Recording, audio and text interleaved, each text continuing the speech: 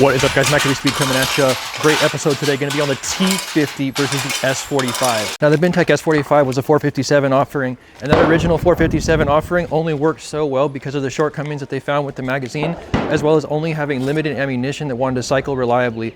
The T50 was actually worlds ahead of that as far as reliability is concerned, because not only did they update how it cycled, but also they updated the magazine tension as well.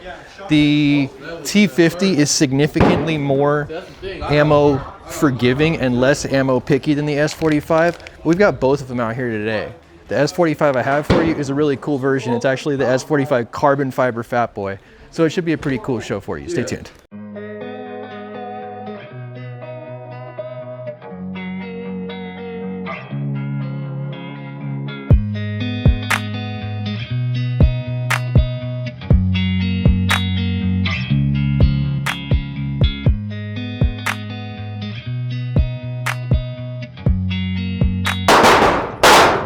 All right, guys, first up for you, we have the S45 Carbon Fat Boy. Should be a really cool show for you. Let's see what it can do.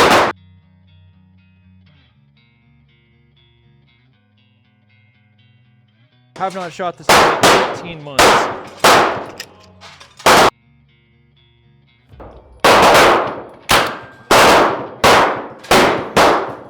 $739. $746. 727, 730, 723, and that's the last one. We got all the way through all of them with 7.2 again on the last shot there. Eject the magazine.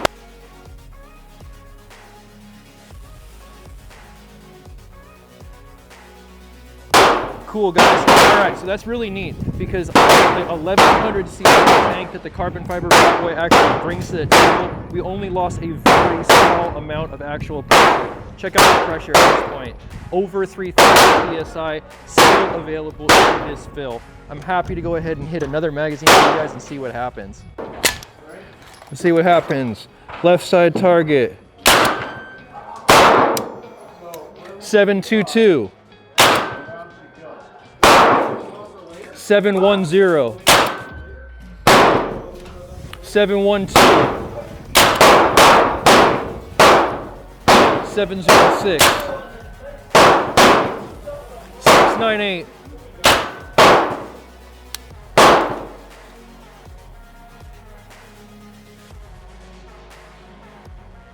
700. So this is actually really cool to see, because what's happening is we have such a large tank of air that is acting regulated by keeping a constant pressure and a constant velocity lower than you would get off the smaller tanks. Really cool to see. Now let's just go ahead and follow up on this real quick. I'm still going just below 3,000 psi, and I'm 12 shots into my testing. So this is pretty cool. I'm actually building this for a good friend of mine and testing it and making sure everything's all up to par and up to snuff for him. So this is great to see. 700 feet per second, 12 shot in. See what happens. This is very cool. Back behind the yellow line. All right, guys, I do think we can get through this before the break. Let's see what happens. Magazine 3. 701 starting velocity.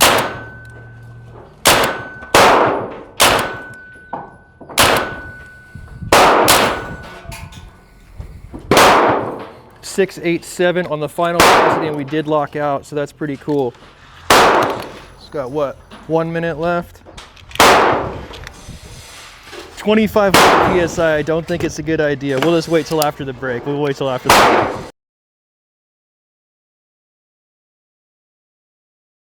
All right, guys, so that went really well.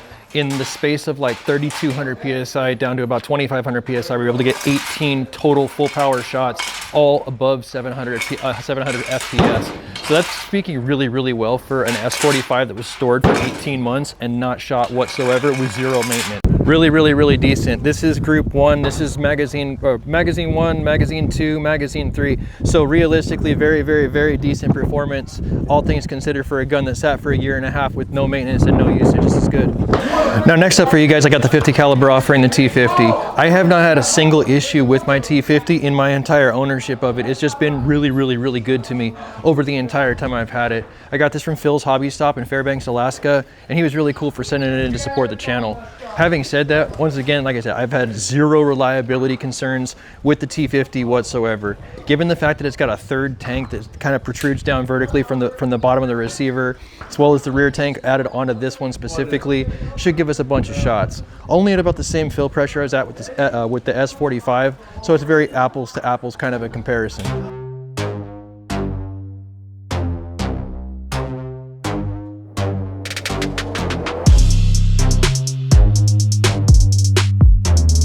All right, chronograph is all up, and I actually forgot the rotary style magazines that look like this for the T50 today. So we're still using my aftermarket mags, which pretty much never failed me, so hopefully we'll have the same performance today. I definitely want to give you the same kind of a comparison, considering the fact that this is right around the same rough 3,000 PSI that we saw. I feel like this is very much the battle of the big boys that you guys want to see.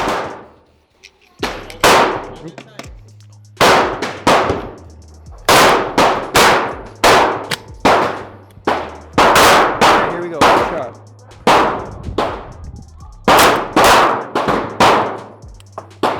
Five, 6, 3. 5, 5, 6. 5, 4, 6.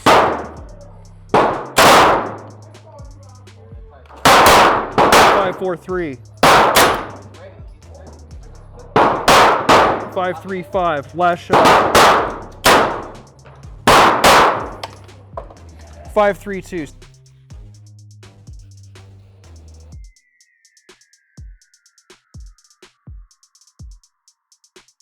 So that's probably about as far as we could send this down velocity-wise and pressure-wise before it does something suspect. Gotten all the way down to 2,300 PSI, and it's sucking air quicker than we saw with its S45 companion. Let's give it a quick top-up and see what happens.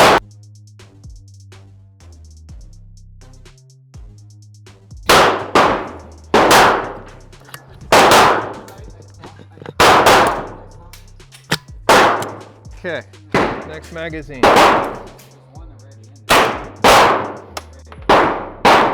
5, 6, 7.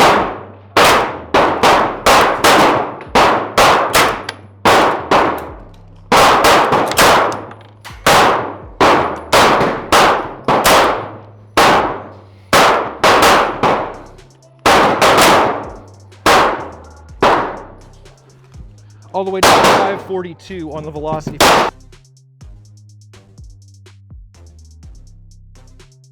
We're getting all the way through it, but it is sucking. All right, guys, the 50 caliber was 235 grains of weight. This is also 235 grains. Let's see how both of these big bore semi-autos compare against a true powder burner, a 45 ACP Glock 21. Now, it is obviously not PSP, it's just target rounds, but we'll see what we get over the chronograph, and they are the same way, same basic velocity. Target, bottom.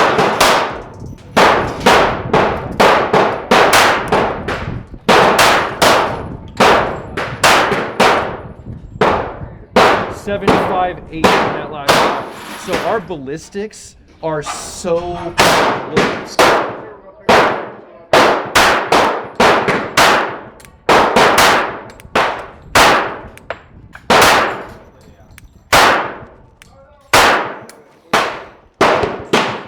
Pretty good group, 777. The final velocity I was with 235 grain.